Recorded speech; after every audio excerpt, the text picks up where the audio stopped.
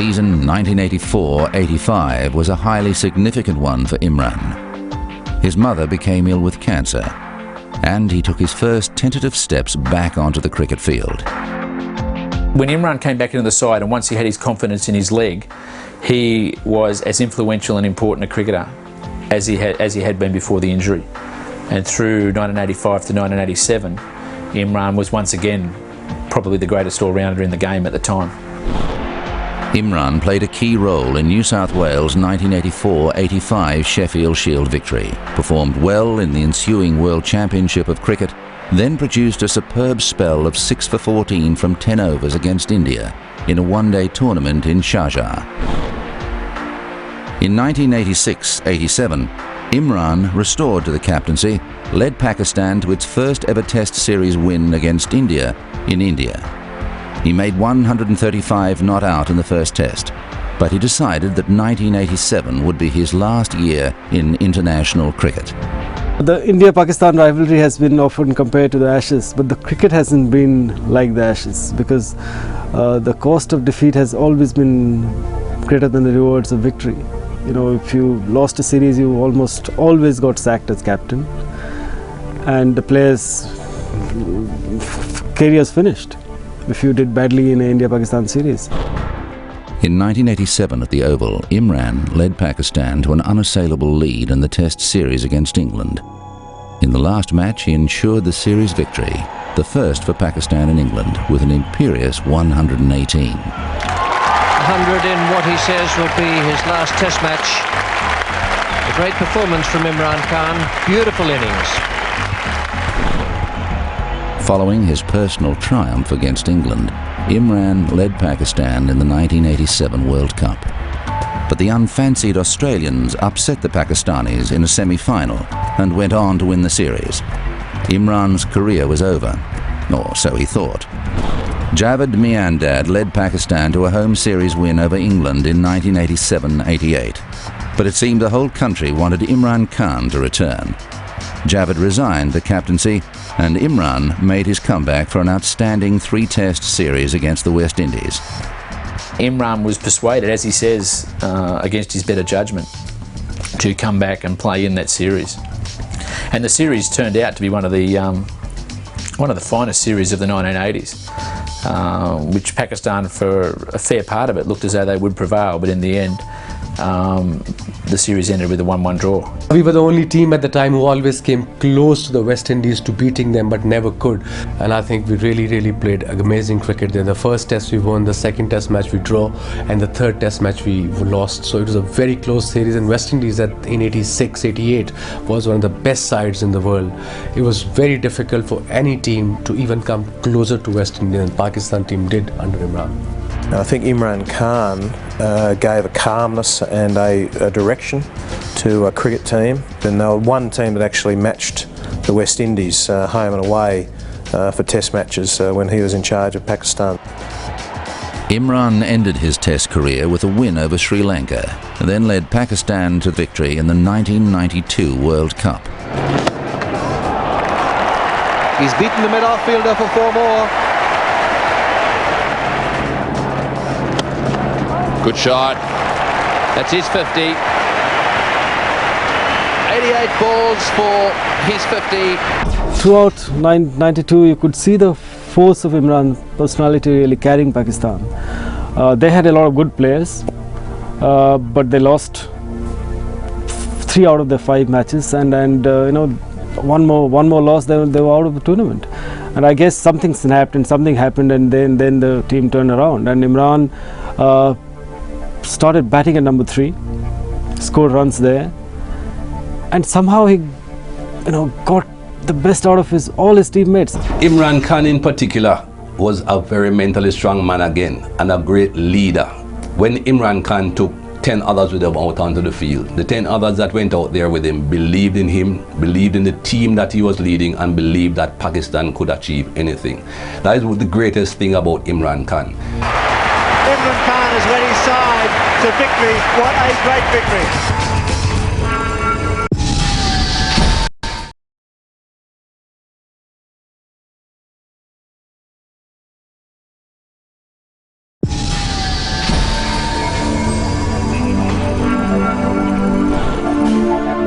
retirement, Imran set himself the monumental task of raising the money to build a cancer hospital in Lahore in memory of his mother.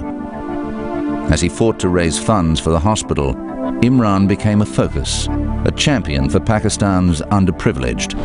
By 1997, he was campaigning for political office. Every cricketer wants him to succeed. Most of the Pakistanis do want him to succeed, but it's a different ball game, politics. You know, he sounds very positive, and I hope that you know, he in a political setup can make a contribution as he did in cricket. Not many people manage to become more famous after being cricketers than they were as cricketers, but Imran has managed that. He's become a strident politician in Pakistan. He was one of the most fervent opposers of the Musharraf regime, and his movement for democratic change has never quite taken off politically, but he has put him in the spotlight. Basically, he's possibly the global spokesman for Pakistan politics these days. He of course married a socialite, Jemima Khan, Jemima Goldsmith as was, and so for a time he was very much on the social whirl in London and everywhere else that social whirls occur, and he was and also charity-wise, he established a cancer hospital in memory of his mother who died of cancer, generating huge funds. I think right now Imran has been doing amazingly well in charity with his hospital, SKMT, Shaukat Khan Memorial Trust, where poor people get free treatment, cancer treatment, which is very expensive, and for that he has to raise money all year round, every year round, about $40 to $50 million, I reckon, if I'm not mistaken. And as far as in politics, I think people are taking him seriously now. He speaks from the heart, and one quality I know Imran, and I can vouch for him, that he's a very honest person, and I think honesty is a big requirement in our politics back home.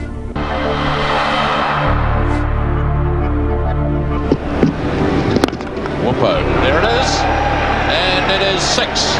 Just as Imran Khan fought his way to the pinnacle of cricket success, it would be premature to write him off as a future political force. For the present, though, he leaves behind the record of an astonishing all-round cricketer and a leader of rare quality. Imran was definitely happier being a leader. I mean, he knew his own mind and spoke it very articulately. And I mean, it's not impossible to imagine him becoming Prime Minister of Pakistan, which he seems to aspire to. So you know, he was a genuine leader. I think he had a tremendous effect on Pakistan cricket, because he influenced so many of the younger bowlers coming through. I think they all looked up to him, they all respected him. It's actually a pity in a way that he's not more involved there, or hasn't been more involved from a cricketing point of view throughout time since he's retired. Clearly he's had other ambitions and he's got into a totally different field of life and walk of life. He was, I thought, quite outstanding for Pakistan cricket, and not all that's happened since he's gone has been of the same quality. Imran Khan played in 88 test matches.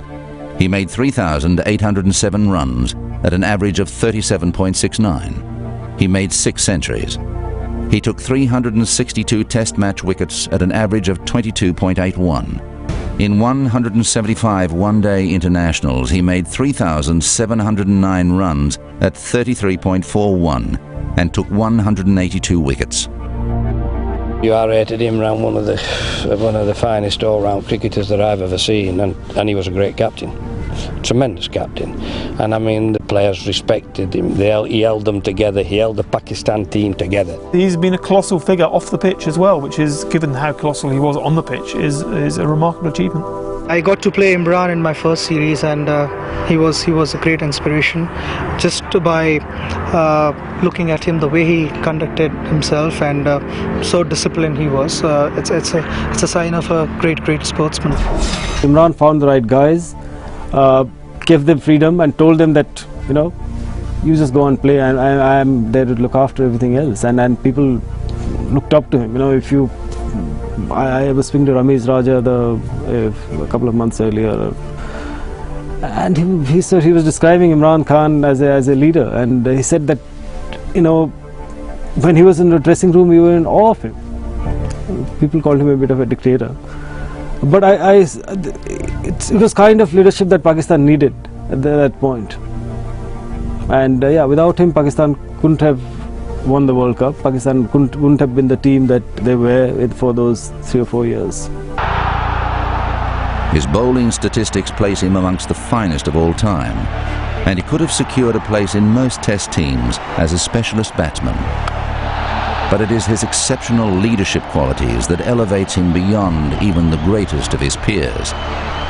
Imran Khan's all-round ability, force of character and integrity have earned him a place of honour amongst ESPN's legends of cricket.